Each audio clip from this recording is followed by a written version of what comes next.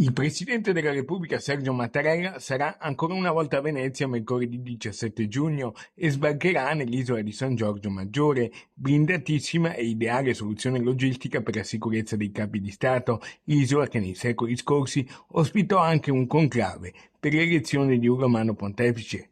Mattarella sarà a Venezia insieme al re di Spagna Felipe IV e al presidente della Repubblica Portoghese José Antonio Seguro. Facile immaginare l'importanza e la portata dell'evento anche dal punto di vista della sicurezza e dell'ordine pubblico.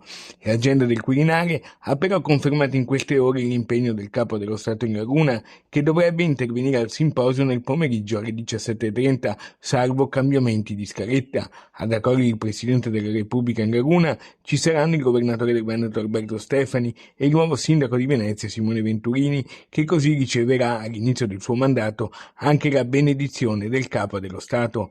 A promuovere l'incontro è la fondazione Cotec, nata più di 30 anni fa in Spagna su iniziativa del re Juan Carlos I per promuovere la ricerca e l'innovazione.